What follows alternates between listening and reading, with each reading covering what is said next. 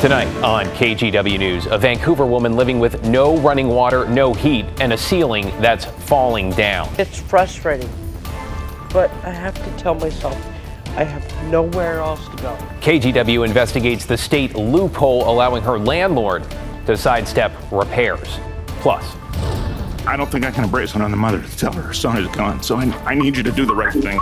Pleas from parents, advocates, and police as Oregon lawmakers decide whether to recriminalize drug use. And was Alaska warned by passengers about a potential door plug problem? The sound some say they heard on board a previous flight. Then later, relief for a climber rescued off Mount Hood. Freezing conditions, no food, no water, and there's a mountain lion circling around. We talked to the crew that got to him just in time. Good evening, everyone. We begin tonight with Measure 110 and 3 efforts around rolling back the Oregon law that essentially made simple drug possession legal.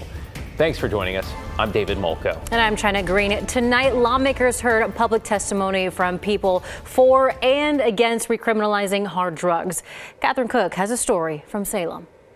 Measure 110 took effect 3 years ago. Since then, critics have blamed it for a lot of what we see on Portland streets: open drug use and little accountability. Others who support it say it's doing its job, if only to keep addicts out of jail and on a path toward treatment. But is that what's actually happening? And could it still happen without any change? At Oregon's state capitol, it was standing room only in hearing room A. This may be the worst impact of Measure 110. Most here ready to criticize or praise the impacts of Measure 110. Under the measure, possession of small amounts of drugs became a Class E violation, basically a $100 ticket that could be waived if the violator contacts a substance use helpline. Some say the law should stay as is. These bills would reverse course on Oregonians' bold, compassionate decision to provide health care to people struggling with addiction, rather than responding with arrest and incarceration. On Wednesday, the Joint Committee on Addiction and Community Safety Response heard public testimony on 3 bills designed to change Measure 110. There's House Bill 4036 and Senate Bill 1555. Both Republican-led efforts. They would bump possession of a controlled substance up to a Class A misdemeanor, punishable by up to a year in prison, a $6,250 fine, or both. There's also House Bill 4002, a Democratic-led effort. It would make possession of a controlled substance a Class C misdemeanor, a crime punishable by up to 30 days in jail, a $1,250 fine, or both. The culture Measure 110 has created regarding drug use is live and let live. But for Keaton and many others, Measure 110 meant live and die. Michelle Stroh's son Keaton died of a fentanyl overdose in 2020. Since then, she's been working to combat the opioid crisis and believes Measure 110 only made things worse. We are showing the next generation of children that illicit drugs are normal and accepted, and they should never be seen that way, ever. How did we get here? Nathan Vasquez is a deputy district attorney in Multnomah County. He believes the efforts behind Measure 110 need to evolve. To be clear, I'm a firm believer in treatment, and absolutely we need to have that, but we need to have accountability as well. And there is absolutely a place for the criminal justice system and public safety to be involved in this and to connect people to treatment. Others in favor of Measure 110 say different approaches are helping combat street-level drug use. We're seeing really good results. Tara Hurst is executive director for Health Justice Recovery Alliance. She opposes all 3 bills and believes at its core, Measure 110 has the potential to do much more with the right resources. How many more years do you think it'll take before it works the way you see it working? I think it depends on if you have true leadership wanting to invest long-term into services. This is about services. This is about access to care. Up next, the Joint Committee will discuss public testimony over all the bills and determine any possible amendments. They'll discuss all of that at their next meeting on Monday. In Salem, Catherine Cook, KGW News. In a developing story tonight, school is canceled for the rest of the week in Independence over what may have been a cyber attack. The Central School District put an alert to parents out today saying there was unusual activity on their computer network. They're working with cybersecurity experts now to figure out what exactly happened there and say that they have contacted authorities. The district says certain systems can't be accessed and there's no word yet if any data was stolen.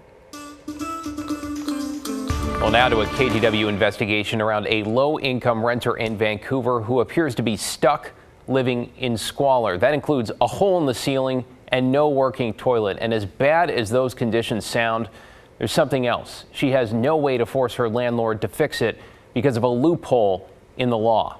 Here's investigative reporter Kyle Leboshi.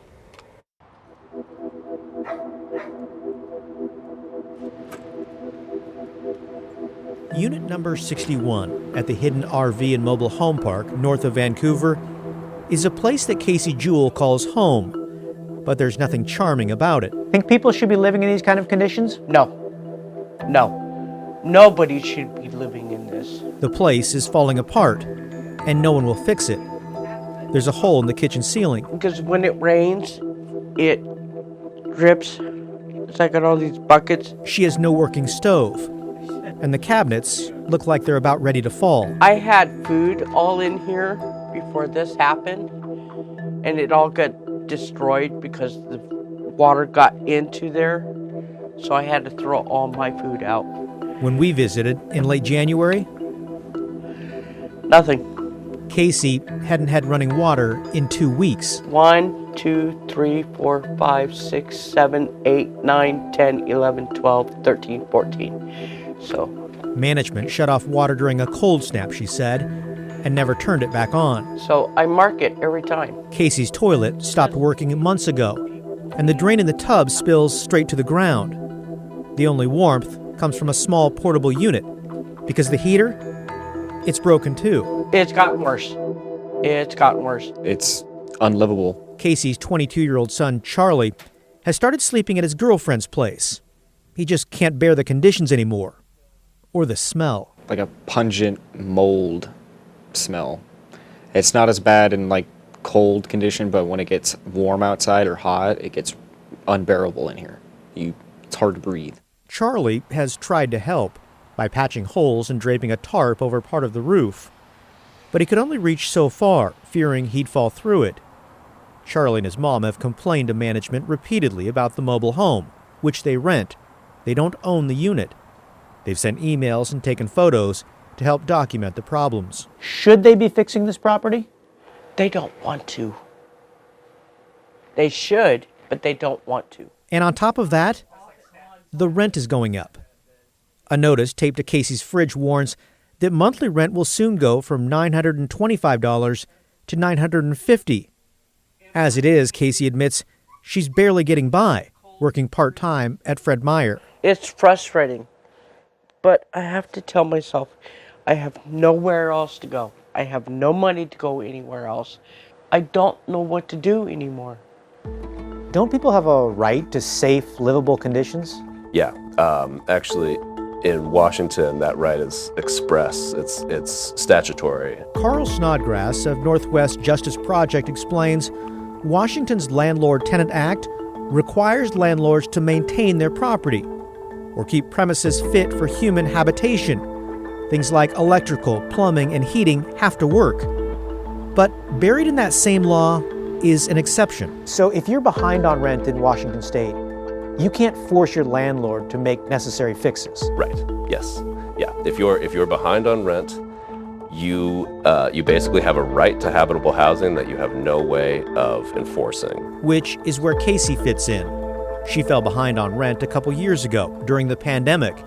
She's been on a payment plan, $50 a month on top of her normal rent, but she still owes, and frankly, may never catch up because management tacks on late fees. Under the way that the law is written, being on a payment plan does not count as being current on your rent. Which means there are no consequences for the landlord.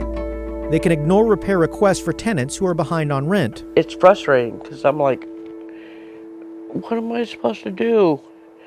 Because I owe money to this company because I was late on rent. So, who is this landlord? Hidden RV and Mobile Home Park is owned by Michael and Denise Werner, according to corporate records. The Vancouver couple owns RV In-Style Resorts, title sponsor of the Clark County Amphitheater in Ridgefield.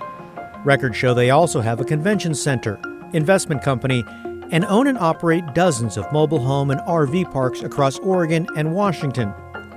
In December, the Warners made headlines after a judge ordered the Vancouver couple and their companies to pay $926,000 in penalties for unlawfully issuing eviction and utility shutoff notices at an Owako mobile home park. According to the Washington Attorney General's office, the Warners refused to keep the Beacon Charters and RV park clean, allowing a rat infestation, piles of garbage, and feces-smeared bathrooms.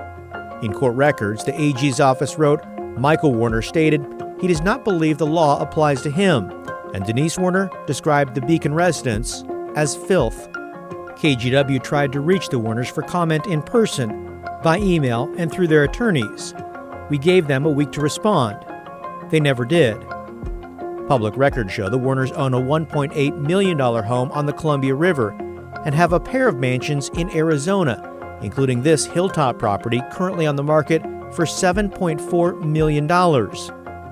It's a far cry from the squalor that Casey has been living in.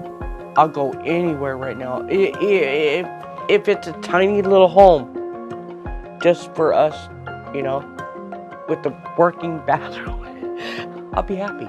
Because unit number 61 at the hidden RV and mobile home park is no place to call home. Nobody in their right mind should be living in this at all. Nobody should be living in this.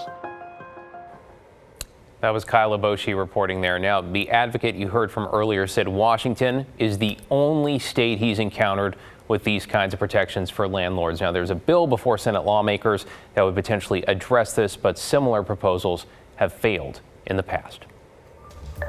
Straight ahead on KGW News at 11, more than 20 passengers now suing Alaska Airlines after that door plug blowout. And new allegations say passengers on a previous flight tried to point out the potential problem.